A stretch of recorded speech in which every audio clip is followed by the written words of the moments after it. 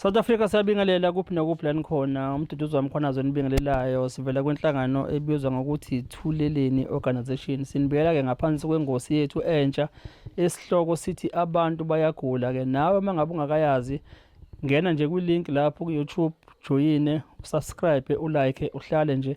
Ilapho-ke khona uzokwazi ukubona-ke abantu abavela ney'nkinga babhekene nazo zezifo ezahlukahlukene besuke bezocela usizo. Ukuba kwethu-ke lapha-ke sikhona namhlanje sila eMidilova kuthiwa ikanodwengu. Sizobona-ke umndeni walapha ekhaya-ke abanenkinga nosizo lomntwana ogulayo. Kube nzima-ke niyazi-ke ukuthi ithulele nalo xhaso, kodwa-ke sibe khona nje la ngomusa-ke yagadla iboss okuyibona-ke abasixhasile ukuthi namhlanje kasize sizobabona lapha ekhaya. Nansi-ke inombolo yabo mangabe badinga nawe bathi 061 509 3838. Ubaba-ke umsomi-ke wenkampani iyagadla iboss okuyena-ke naye olekela abantu-ke ngamakhambi esintu. Uyena-ke othe nje Thuleleni naku petrol, hamba uyobona umntwana nomndeni ukuthi bakhala ngani. Sesifikile-ke lapha ekhaya-ke sinomama, cabanga ukuthi umama womntwana, sibe nogogo ngapha ngicabanga nogogo womntwana. Singaqala nje sibingelele-ke mhlampe ngananga umama womntwana. Sawubona ma. Kunjani sisi? Yebo sisi, ubani igama? Khona la? Yebo khona la Kadwengu seMidilova. Yebo sithintwe-ke udade wethu omunye uthiwa umngani wakho. Yebo. Ngingacela uthathe usibeke nje. Kwenzakalani sisi? Futhi nginomntwana womfana oqala ukugula ngo-2021. Wathola ukuthi une-cancer yegazi. Walashwa e-Albert sa-admit inyanga eyodwa, saphuma ngoJulayi. Besilokhu sihamba esibhedlela-ke, esibhedlela kwaze kwaba u-2024.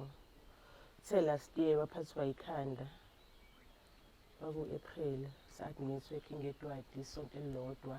Kanti vele ngesonto elilandelayo sase-Albert. Mase siyadlula-ke sayi-Albert. Masifika e-Albert bam-admit, kwakusulothi eklinikhi bam-admit. Babem-admit kwatholakala ukuthi i-cancer iqale phansi. Mayiqala phansi-ke base beyasho kodokotela bathi bazomfaka enye ikhimo enzima kunale ade eyisebenzisa. Usezolungiselela ukuthi ahambe aye eCape Town ayokwenza i-transplant. Sahlala-ke e-Albert kusuka ngo-April kwaze kwaba u-October. Kwathi ngo-October sahamba saya eCape Town e-Red Cross, sabuya ngo-April this year. Sibe ngo-March. Masibuya ngo-March ubengekho ngcono completely, kodwa ubengaguli, kodwa ube-weak nje. Ngoba emva kwe-transplant wagula kakhulu. Waze waphuma emzimbeni nje umabalabala wonke umzimba. Sahamba-ke silokhu sihamba ama-check-ups, sihamba ama-check-ups, sesuka waphathwa yisisu. Waphathwa yisisu. Mephathwa yisisu, ubengasayike eKing Edward megula, kwathiwa i-Albert akumele ngimlethe khona stress ngoba useyi-post i-transplant, ngabe ngisamisa kwi-base. Mephathwa yisisu bafike bamlalisa. Mabemlalisa ihlo lakhe lelaka-left laseqala ukuvuvukala.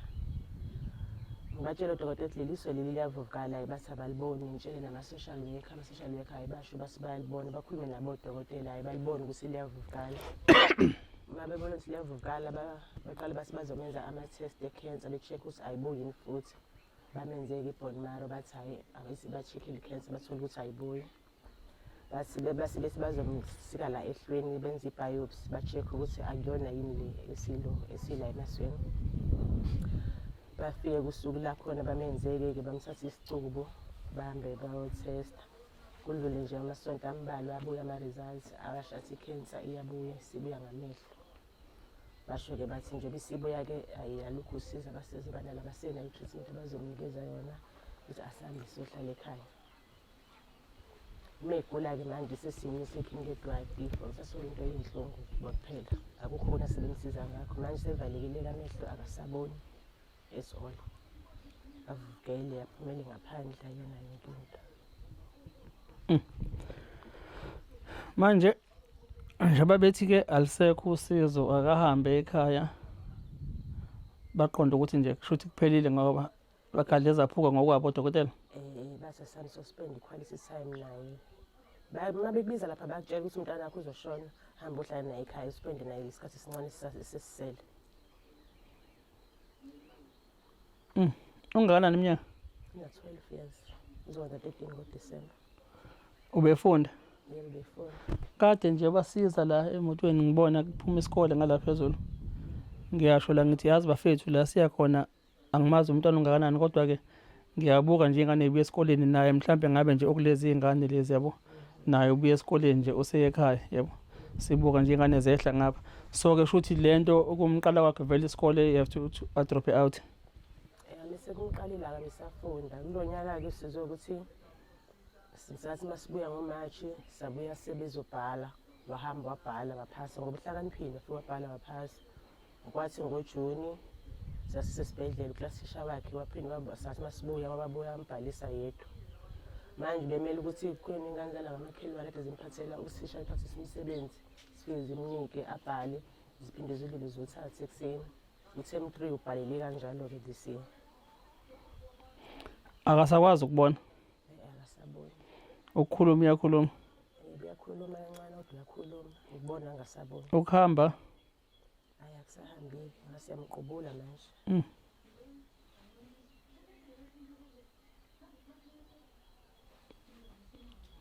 Azothwala kanzima dadewethu. Manje amaphilisi enhlungu iwona akwazi ukuthi amenze ukuthi inhlungu zikwazi ukudamba. Yiwona. Amaphilisi kuphela akho umjovo. Amaphilisi nomuthi oyiwona lamaphilisi. Ngoba umuthi abanginikeza wona i-morphine ibhala ukuthi every 4 hours. Ngithe mangithola ngale morphine kuthiwa i-morphine iyona eshesha ukuthi indlela yakho isheshe ibe mfishane.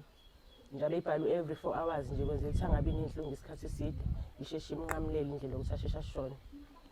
Mina ngithe mangifika ekhaya ngamnikeza lo 4 hours benginikeza mina inhlungu kuphela. Nginikeze mina inhlungu kuphela. Iyona ke sisebenzisayo nje ngamanje. Nisamphuzisa yona? Siyamphuzisa inkinga yinhlungu ziba ngaphezulu kwezi. Yona le morphine le? Yebo. Shuthi kahle amaphilisi ukuthi impilo esheshe inqamuke. Nokuthi meseyiphuzile akezwa inhlungu akezwa lutho. Ngoba into nje ehlezi ikhathele ilele nje. Bafethu ngiyazi la kwithuleleni kule ngosi yethu abantu bayagula baningi abantu abakhona. Bakhona abonesi, bakhona ama-specialists, bakhona nabodokotela. Ngiyaqala ukuzwa ngamaphilisi njengalawo mhlambe makukhona mhlambe one-understanding ngawo. Singajabula mhlambe ukuthi naye kuma-comment section akwazi ukuthi asichazele ngawo. Kuthiwa yini morphine? Yebo morphine. I-schedule yawo ukuthi-ke inenhloso yawo mhlambe yini njengoba usisesho nje ukuthi utholile ngawo ukuthi-ke uma waphuza futhi enzele ukuthi mhlambe asheshe akwazi ukuthi-ke impilo yakho akulekelele mhlambe ukuthi usheshe mhlambe-ke impilo iphume uhlukane nempilo yakho. Usheshe uphumule nayo inhlungu. Isifo se-cancer umdlavuza. Angazi bafethu-ke kubantu-ke nabathandazayo uNkulunkulu bayamethemba ukuthi akehlula lutho. Nabalaphi bendabuko bakhona baye basho bakuthi mhlambe banawo-ke mhlambe amakhambi okulekelela umuntu ukuthi akwazi ukuthi lezi zifo enjengazo lebo cancer ngoba odokotela ngala bona basho bathi i-cancer-ke maye i-cancer bathi-ke mhlambe ayilapheki kuphela iyatreat-eka kuze ukuthi-ke mhlambe mase kufika isigaba basho kusona.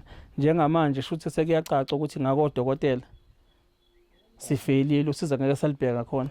Baqedile ngokwabo baqedile.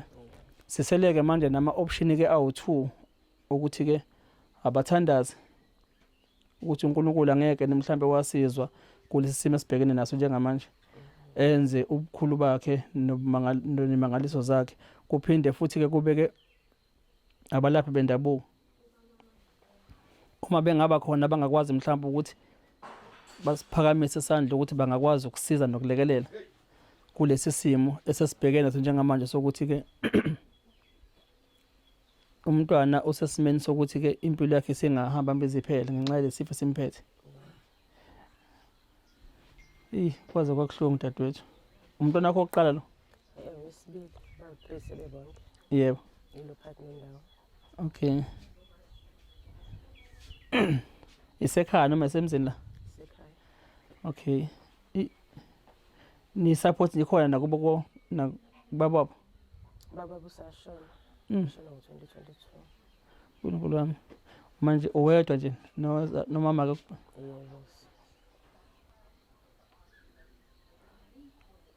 Yebo. Ngiyacela dadewethu, ngicela ukhulume nabantu base-South Africa usicelela usizo ma. uNkulunkulu mhlawumbe angasenzela esingakwazi ubukhulu bakhe. Ngiyacela nje sisi, ngicela ukhulume nabo. Sanibonani, igama lami uThandewa kanene endaweni yaseMiddelburg esigodini saDwengu. Bengicela uma kukhona ongakwazi ukuthi asize kule simo esengichazile asisize. Ukuthi umntwana mhlambe avuleke amehlo noma mengasavulekanga mhlawumbe odokotela sebeshilo ukuthi ngeke asabona. Kube ukuthi-ke awekho kule simo akusona njengamanje indlela avuvule ngakhona hlezi egwaqanga ephethwe nayikhanda. Mangalungiseka nje indlela yawo-ke ukuthi noma engasabonanga kodwa akwazi ukuthi angabi nalezi iy'nhlungu anazo. Singabonga kakhulu. Ngamanje futhi sinaney'nkinga ithole silekhaya lingane nenkinga yethoyilethi nje kunzima noma funa ngimgeze. Akukho lula. Ukuthi kahle kahle umuntu ukuthi udinga ne-wheelchair noma nisakwazi ukumqukula. Sakwazi ukumqukula. But maybe kuzoshaya umoya emnyango. Bengakafisi lezi nsuku akafuni ngisho uphume ekamereni. Into ayifunayo nje uma ufuna ukubona. And akazi phela umntwana mncane akazi naye kwenzakalani.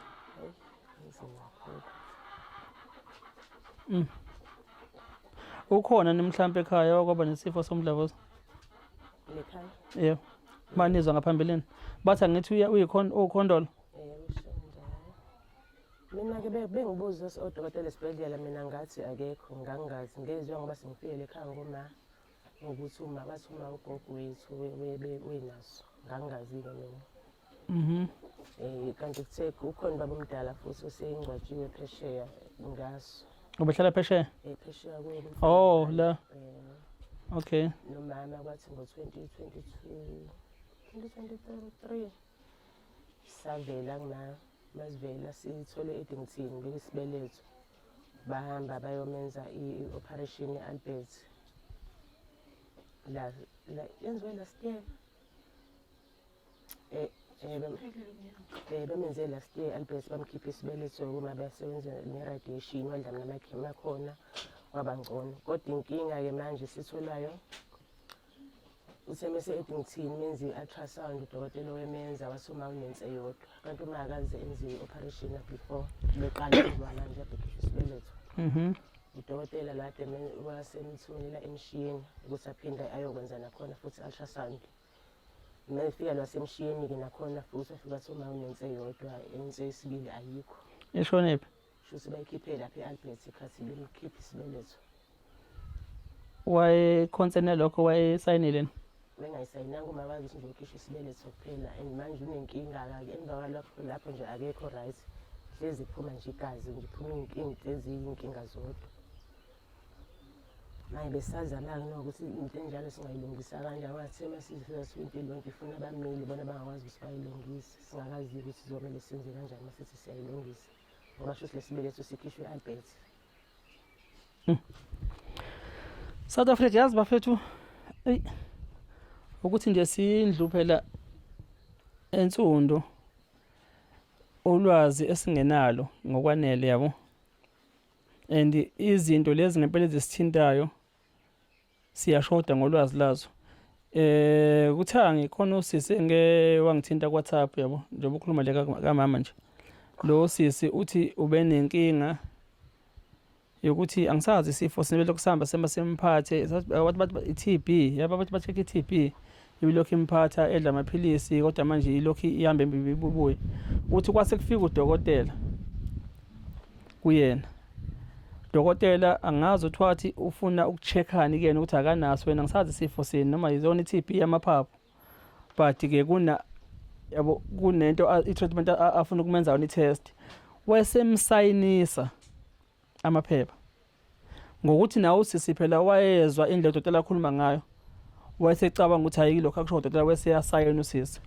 Uthi ke wamenza into amenza yona ngazwa mdonsa amanzi. Amanzi la usho ukuthi asipanela ikhoda ngazi khona amanzi abala emgogoleni.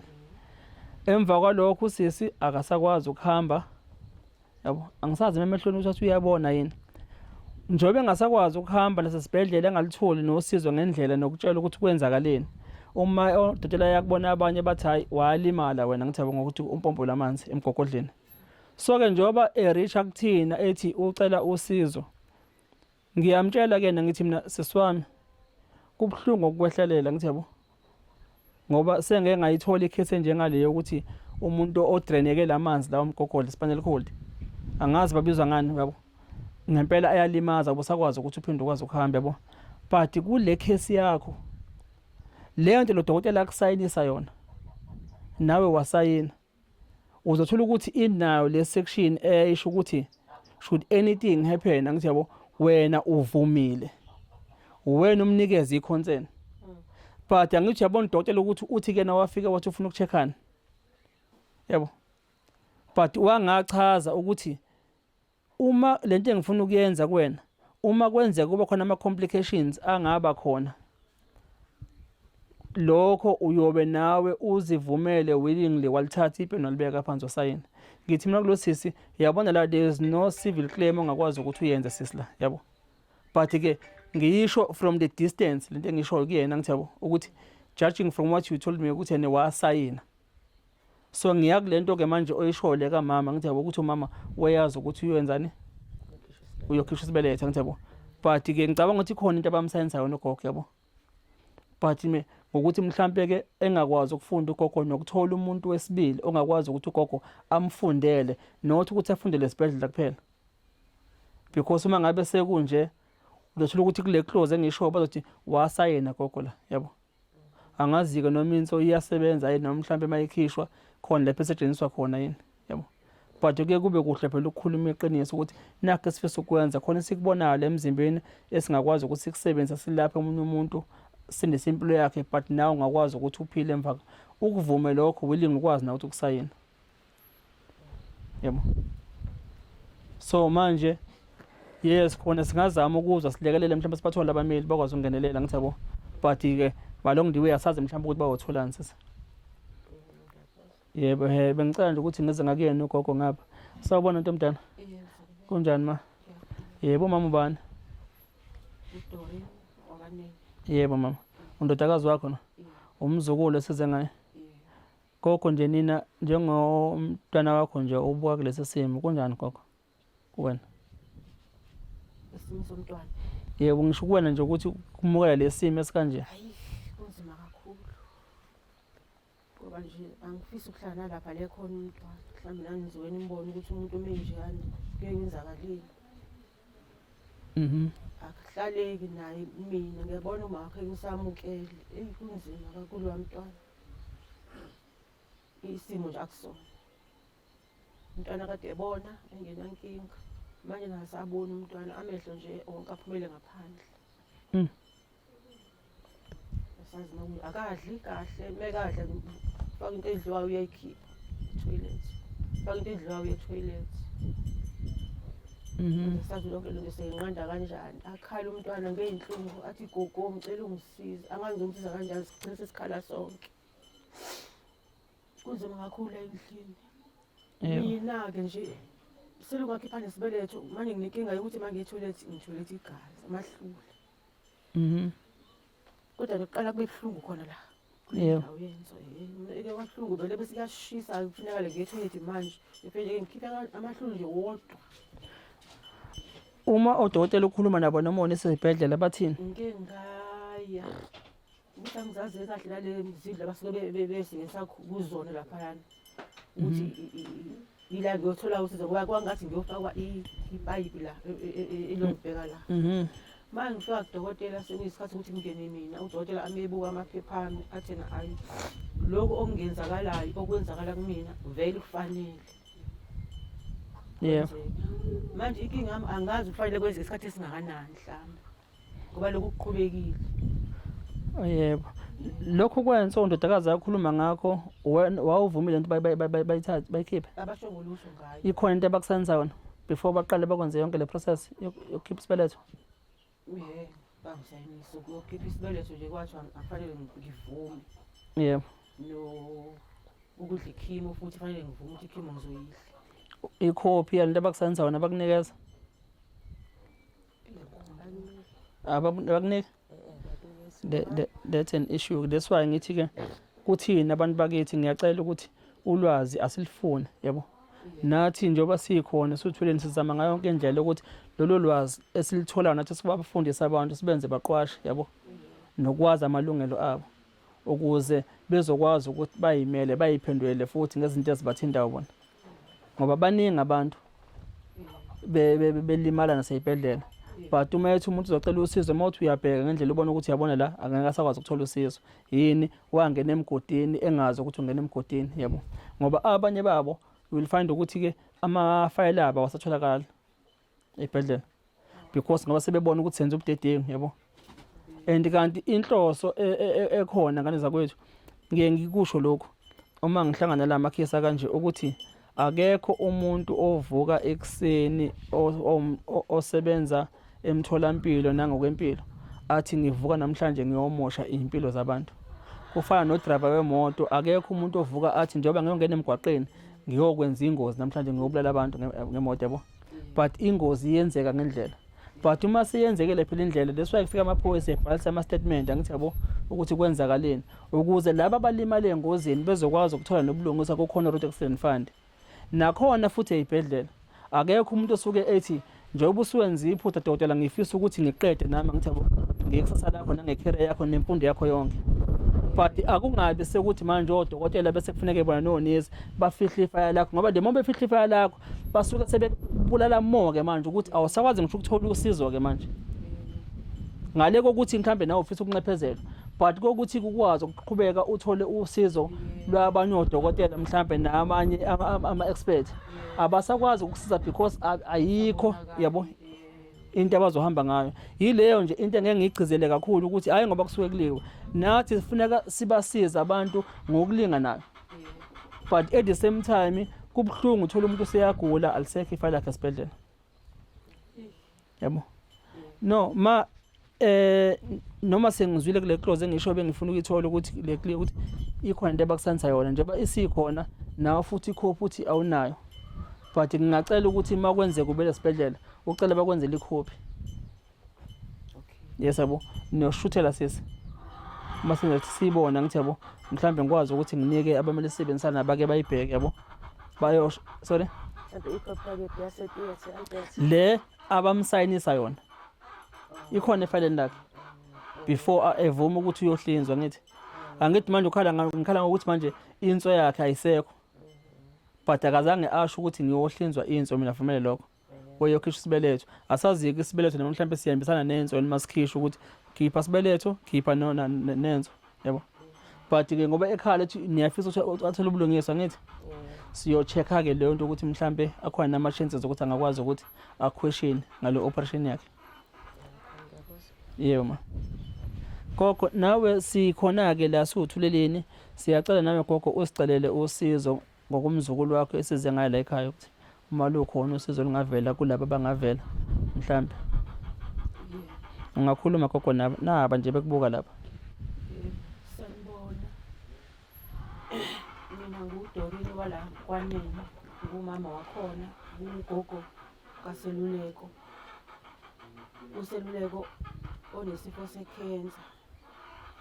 Sesixakekile ngoSeluleko lo nyaka mangapho sisi owa5 lwesoqeda manje. Umntwana ebambekile kwehluka kwenyuka naye. Siyacela ke kakhulu bakithi. Mangakhona nje mhlawumbe ungaba nosizo esimweni akusona njengamanje. Kubi nje akukuhle kakhulu.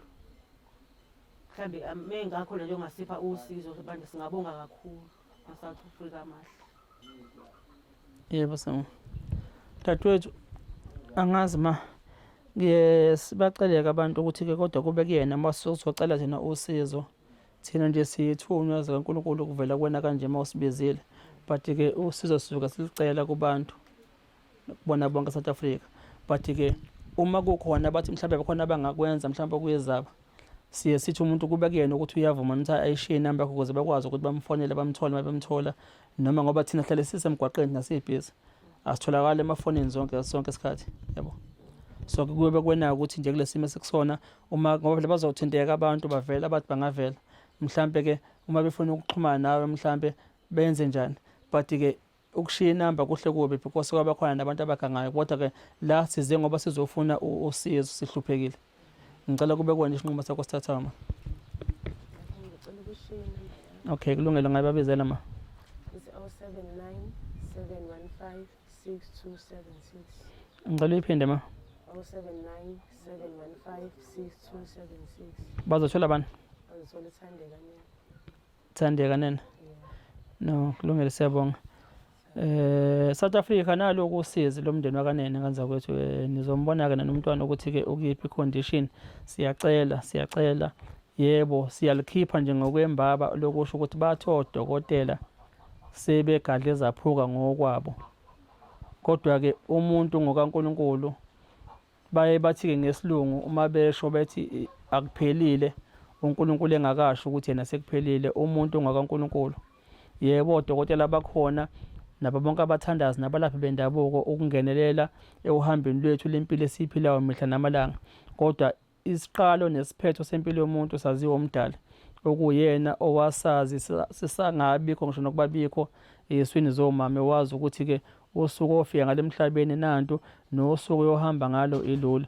Ngoba sebehlule odokotela, siyacela-ke sibiza yena uNkulunkulu ukuthi sicela kungenele yena njengamanje. That is only thing esibona ukuthi i-intervention yakhe iyona esiyidingayo, bese kuthi-ke asivezeleke abantu abangakwazi ukungenelela yena ngoba unabantu bakhe abebekile emhlabeni. Yibo odokotela, ibona abathandazi, ibona abalaphi bendabuko. Whoever yoqhamuka alethe usizo siyobe sazi ukuthi leso sandla sakhe sekuyisandla sikaMdali. Ilokho nje esikubekayo thina, yebo. Mama, before ngivalele bengicela ukubuza lokho ixesha lakho. Nihamba ngani manje esibhedlela mawuhamba umntwana? Sihamba nge-public transport. Uyeshembe. Ambulance ayikwazi ngisho ukufika la. Sihlangana ne-ambulance ebibhala umkhwanazi. Khona ambulance engihlangana nayo le emobeni ngale. Ebhala umkhwanazi ngathi ukuthi mina iqhamuka le ambulance la. I-ambulance iyafika la. Sike sayibiza sesibuye eCape Town eGoli, sayibiza kwaku-6 yaze yafika le-truck eshaya 11. Oh, shembe. Eyahulumeni. Okay, isikhona isibhedlela emeklinika ngala? Yebo sikhona esingala. Nkulunkulu wami. Nani hamba ngani ke-Cape Town? Sihamba ngayi-flight. Okay. Oy, nkulunkulu wami ngiyayicabanga le distance. Vele umntwana uhamba nje akasaboni. Sise-Cape Town wesabona. Uvaleke una-1 week evalekile ukubona. Ubesabona nje sonke lesikhathi. Ukhukhumala kwaqale nini? NgoJulayi laseliqalile lodwa livukala, kodwa ukuthi abe nje njengoba esenjena nje aqalela simanje ukuthi nje axaya yabona ukuthi asesele kakhulu manje kakhulu, kodwa nje laqala ngoJulayi laseliqalile lokhu likhukhumala kancane kodwa bona elinye lingenalutho. Njengoba esenjena nje uvaleka akavaleke last week bese sekhengedwa evaleka. Basahleni naye nje mina nje manje ngisabona, kodwa esho emehlo wavulile athi angisaboni isikhunto engixhophayo. Ngamtshela ngambheka ngamtshela athi akho lutho athi akasaboni. Hi bafethu uzonishuthela umzulu la bafethu nibone nabantu bafethu indawo esikuyona la, yabo. Yikho ngibuza ukuthi ni-ambulance iyafika yini la, yabona ukuthi umntwana uhamba ngani mabe esibhedlela nje besho ukuthi bahamba ngama-transport. Amakhumba angena la? Yebo. Hey akwethu ngihambe ngabona enye indawo la, yabo nje la siphansi la sikhona, noma singakafiki khona phansi siphakathi newa. Wathi mephakathi newa safika lapha ekhaya, ngoba uma ubheka la ngaphansi kusanesiwa la ngaphansi sibheke ezansi, ngaphezulu futhi kukhona iphezulu but esiphakathi nendawo. Umgwaqo nje esihamba ngawo la uyasabisa, esithembayo ukuthi mhlambe-ke phela baye bathi kosopolitiki uma bekhankasa bathi-ke bazoletha intuthuko. Baye besho njalo nempilo engcono phela niyavota nani la, but ngibuka lokho nje phela ngoba nami nje shembe buka leya muzi ovela lapha nje egqumeni lapha noNkulunkulu wami.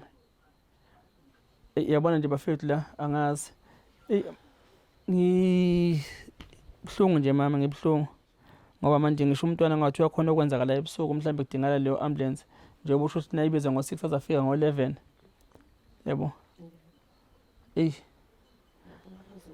Asithembe kodwa ukuthi nebasizofika bengqongqoza nathi bafuna amavoti ngonyaka ozayo ukuthi mhlambe la lamampunga abahlele besinikeza wona mhlambe khona oze akhulume kuyikhona kwenzeke.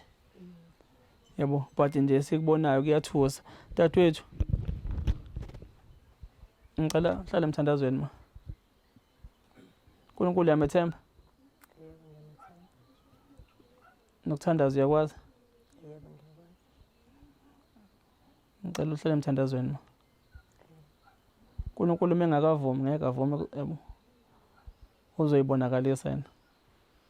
Ngaphandle uma kuthi sekuvume yena. Kodwa nje okwamanje asimethembe. No, ngiyabonga ma. No, South Africa ngiyazibongela mina Mduduzo Mkhwanazi. Siyabonga, sibonge futhi ke kubalekeleli bethu abaxhasa bathe asize sizobona umntwana lapha ekhaya ke uyagadla iBoss Knowledge for the Nations. Ibona ke abasponsorishile ngopetrol ukuthi cha sihambe sizobona ke umntwana ngapha lesikhona bese ngeke sikwazi ukufika la ekhaya njengoba ngangishilo nje nasokhozini ukuthi ke sithola udaba lomntwana kanje ngapha utshatha ke no producer basaba ngisho ukubona isithombe ngibakhombisa sona lesane nesomntwana. Ngase ngasho ukuthi no sizoqinisekela ukuthi sizokwazi ukufika ngoba uyagadla iBoss sebethe na imali kapetrol asisondele ngapha. Siyabonga nje kakhulu. Mina Mduduzo Mkhwanazi siyabonga. Sohlala sinithanda njalo imizuzu nangezikhathi. Nisale kahle emakhaya. Oh, lamabali wala washa emva kwekhimo. Yebo, emva kwe-transplant. Yeah. Shembe. Ezafinga nenhlungu. Usakwazi ukukhuluma? Yebo, sakwazi. Sawubona boy. Ubani igama lakho? Silo. Cha sibiziwe mfana wami la sithi sizokubona boy. Siyasibona isimo obhekene naso. Yabo, angeke ngifune mhlawumbe nokubuza ngisho impilo isinjani ngoba sengibonile mina. Uma usakwazi ukukhulumeka ngisacela nje ukuthi ucela usizo mfana wami. Zicelele nje usizo ku-South Africa nje yonke izwe. Ngizaba nalo sizo cela ngisiza ngifuna ukubona. Yebo. Cela. Yebo.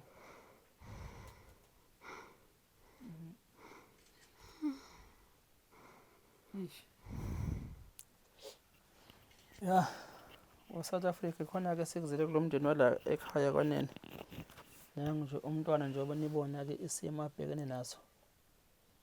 Ya, izinto sengiyibonile nami kodwa ke uNkulunkulu sasikhombisa izinto usuku nosuku. But ke akukho engizothini ngakho ngizothi nje uNkulunkulu yena owaziyo. Uyena futhi omqali nomphelelisi but makunje umntwana impilo umphefumulo usakhona but ilesi simo odokotela ke njengoba ngeke ngasho nje bathi ke ngokwabo sebehlulekile but ke angeke ke sahluleka ukuthi siqhubeke sizame. Yebo, siyacela nje njengoba umntwana esicela nje uyacela umntwana uzocela ukubona akulezi inhlungu ezimphethe zokwazi ukuthi ke alapheke kuzona. Ilokho ni South Africa sizokucela ubuhlungu makunje but ke ikhona ke thina ke siphilelayo ke nesihambelayo kubantu abasuke bezocela usizo ngezimo ababhekene nazo ezinjengazo lezi. Inhlangano yokethweleni yakhelwa lokho nengosi ke le yethu esihloko sithi ke abantu bayagula. Ikhona lokho esikuzele South Africa lapha ekhaya. Ningasibona sinqamula amazwe nemango nje nentaba namaqhuma. Sizuke singahambi ngoba siyoncebeleka suka sihambela abantu kanje. Eyethi inhlangano yosizi nenyembezi khona ke sikuzele lapha ekhaya. But ke ngiyanazi South Africa nehluleki. Sicela nje ukuthi ke nama sihamba la ekhaya sishiye uNkulunkulu. Ilokho nisicela. Siyabonga. Kulungile boy.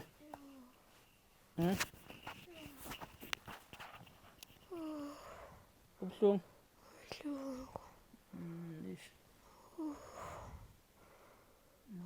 Oh ngalali nje ngoba benza le operation abayenza leli ngala. Yebo. Okay.